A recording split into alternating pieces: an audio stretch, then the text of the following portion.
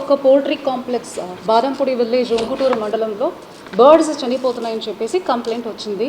ఆ కంప్లైంట్ తర్వాత మనం డిపార్ట్మెంట్ అనిమల్ హస్బెండరీ డిపార్ట్మెంట్ని పంపించి శాంపిల్ తీసుకున్నాము. ఆ శాంపిల్ని మనము భోపాల్లో ఉన్న national institute for high security animal diseases సెంటర్కి పంపించాము. సో దానికి రిజల్ట్ నిన్న సాయంత్రం వచ్చింది that it is a positive for H5N1 influenza avian flu వైరస్కి పాజిటివ్ వచ్చింది. So that is in the Badampudi విలేజ్లో ఉంటే ఒక పోల్ట్రీ ఫార్మర్కి. సో ఫార్మర్ ఒక హెన్స్కి. సో బేసికలీ మనకి ఇప్పుడు influenza bird flu avian flu report అయ్యింది. సో అది మాత్రమే so there are no human avian flu infection ఏమీ లేదు. సో నిన్న సాయంత్రం వచ్చిన రిపోర్ట్ ప్రకారం ఆ పోల్ట్రీలో ఈ ఇన్ఫెక్షన్ పాజిటివ్గా వచ్చింది కాబట్టి there is a SOP to be followed. SOP ఏదంటే ఫస్ట్ మనం కల్లింగ్ చేయాలి. ఏ హెన్స్ అఫెక్ట్ అయి ఉన్నాయో మొత్తం పోల్ట్రీను మనం 1 కిలోమీటర్ ఏరియాని రెడ్ స్పాట్ని డిక్లేర్ చేసి అక్కడ నుంచి 10 కిలోమీటర్ని మనం సర్వేలైజ్ జోన్ కింద పెట్టుకొని ఆ ఏరియాలో ఉన్న మన 1 కిలోమీటర్ స్పాట్లో ఉన్న అన్ని పోల్ట్రీని ఇమీడియట్గా మనం కల్లింగ్ చేయాలి.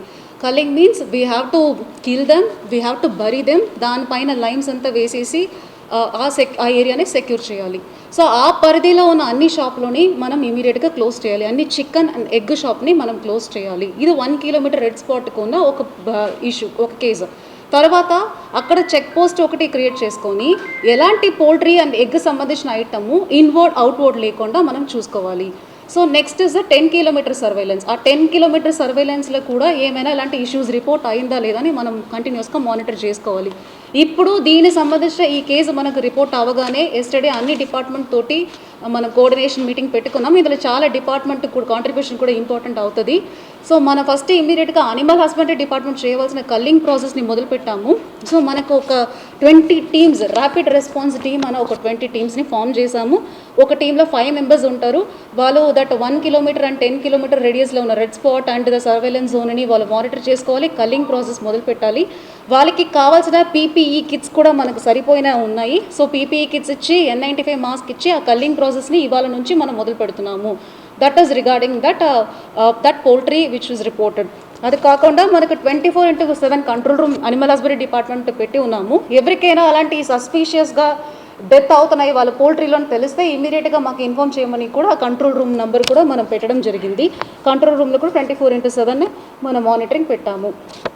ఇది కాకుండా మనకు మెడికల్ అండ్ హెల్త్ డిపార్ట్మెంట్లో ఆ 10 కిలోమీటర్ రేడియస్లో ఒక క్యాంప్ పెట్టాలన్నది మనకు ప్రోటోకాల్ ఉంది కాబట్టి ఆ క్యాంప్ కూడా ఇవాళ నుంచి మన మెడికల్ క్యాంప్ కూడా 10 కిలోమీటర్ జోన్లో ఎవరైనా సిమ్టమ్ తోటి వస్తారా, ఫ్లూ సిమ్టమ్ తోటి వస్తున్నారని మాత్రం మానిటర్ చేయడానికి కోసం మనకు అది పెట్టి ఉన్నాము. మెడికల్ డిపార్ట్మెంట్ సంబంధించింది. లాస్ట్ వీకే జస్ట్ ముందే వాళ్ళకి చెప్పి ఏమైనా మైగ్రేటరీ బర్డ్స్ ఇలాంటి ఫీకసెస్ ఆఫ్ బర్డ్స్ని తీసుకొని తినేసి ఏమైనా చనిపోతున్నాయని కూడా కాన్స్టెంట్ అబ్జర్వేషన్ పెట్టండి కూడా ఆల్రెడీ ఫారెస్ట్ డిపార్ట్మెంట్ కూడా ఇన్ఫర్మేషన్ ఇవ్వడం జరిగింది. నిన్న కోఆర్డినేషన్ మీటింగ్లో కూడా వాళ్ళకి చెప్పడం జరిగింది. సో పోలీస్ డిపార్ట్మెంట్ మనకు law and order panic situation రాకుండా ఉండడానికి ఆ చెక్ పోస్ట్ సపోర్ట్కి ఇంకా వేరే ఏమైనా సపోర్ట్ కావాలంటే ఇవ్వమని చెప్పేసి పోలీస్ డిపార్ట్మెంట్ కూడా డైరెక్షన్ ఇవ్వడం జరిగింది. సో డిస్ట్రిక్ట్ ట్రాన్స్పోర్ట్ డిపార్ట్మెంట్కి దీనికి కల్లింగ్ ప్రాసెస్ హ్యూజ్ ప్రాసెస్, దానికి కావాల్సిన మెషిన్ మెటీరియల్ కూడా ట్రాన్స్పోర్టేషన్ డిపార్ట్మెంట్ గైడెన్స్ ఇవ్వడం జరిగింది. సివిల్ సప్లైస్ వాళ్ళకి ఇప్పుడు ఆ పోల్ట్రీ ఫీడ్ కూడా ఒకసారి టెస్ట్ చేయాలి. గనీ బ్యాగ్స్ కావాలి, అవి కూడా కన్సర్న్ ఇన్స్ట్రక్షన్ బికాజ్ మనం అవన్నీ కల్ చేసేసి గనీ బ్యాగ్ 3 లేయర్స్ ఆఫ్ గనీ బ్యాగ్ పెట్టి తర్వాత ఒక పిట్ తయారు చేసి దాంట్లో లోపల పెట్టి క్లోజ్ చేసేసి మళ్ళీ అక్కడ శానిటేషన్ ప్రాసెస్ మొదలు పెట్టాల్సి ఉంటుంది. సో దీనికి సివిల్ సప్లైస్ డిపార్ట్మెంట్ కూడా ఆల్రెడీ ఇన్స్ట్రక్షన్స్ ఇవ్వడం జరిగింది. సో జస్ట్ ఇప్పుడు మనం ఏం చేయాల్సిందంటే apart from this culling process మనకు continuous monitoring of any other poultry infection ఉన్నాయా లేదని చెక్ చేయడం, రెండోది హ్యూమన్కి ఏమైనా ఉన్నాయా లేదని చెక్ చేయడం, అవన్నీకి కావాల్సిన అన్ని మెడికల్ క్యాంప్స్ సర్వేలెన్స్ ఏరియాలో అన్నీ పెట్టడం జరిగింది.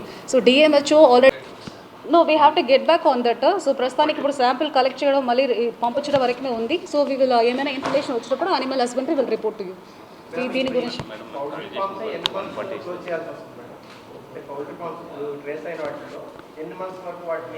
21 days ప్రోటోకాలే అంతే కదా. 21 days అబ్జర్వ్ చేస్తాం. ఫస్ట్ ఇమీడియట్గా కల్లింగ్ చేసి ఆ పోల్ట్రీ ఏమి ఉంటుందో ఆ పోల్ట్రీ 1 కిలోమీటర్ లోపలలోనే ఇంకొక పోల్ట్రీ కూడా ఉంది కాబట్టి అది కూడా రెడ్ స్పాట్లో ఉన్నట్టు అజ్యూమ్ చేసుకొని even without testing we have to kill those birds also.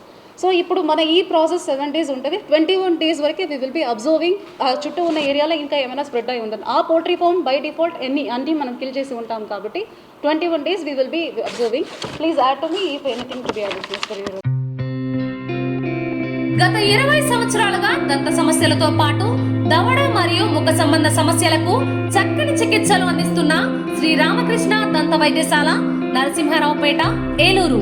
Emergencies లో వాడే ఆక్సిజన్ కాన్సంట్రేటర్లతో పాటు air purifier, UV light steriliser, ULV fogger వంటి పరికరాల ద్వారా పరిశుభ్రమైన వాతావరణంలో చికిత్స అందించబడుచున్నది. ఆర్వీజీ ద్వారా అతి తక్కువ రేడియేషన్ ఉపయోగించి దంత వ్యాధి నిర్ధారణ మరియు రూట్ కెనాల్ వైద్యం చేయబడుచున్నది. డెంటల్ లేజర్ ద్వారా కుట్లు లేకుండా సర్జరీలు, ఇంప్లాంట్స్ కిట్స్ ద్వారా పళ్ళు లేని వారికి ఫిక్స్డ్ దంతాలు, రూట్ కెనాల్ చికిత్సలకు ఎండో మోటార్ వంటి ఆధునిక పరికరాలు కలిగిన నమ్మకమైన డెంటల్ క్లినిక్. అత్యంత ప్రామాణికమైన ఆటోక్లావింగ్ పద్ధతిలో శుభ్రపరిచిన ఇన్స్ట్రుమెంట్స్ వాడడం మా ప్రత్యేకత. దంత సమస్యలకు చికిత్సతో పాటు విరిగిన దవడ మరియు ముఖ ఎముకలకు చికిత్స, ఎత్తు మరియు వంకర దవడలకు కాస్మెటిక్ సర్జరీ, యాక్సిలోఫేషియల్ వంటి చికిత్సలకు చిరునామా శ్రీ రామకృష్ణ దంత వైద్యశాల, వేములపల్లి రెసిడెన్సీ అపార్ట్మెంట్,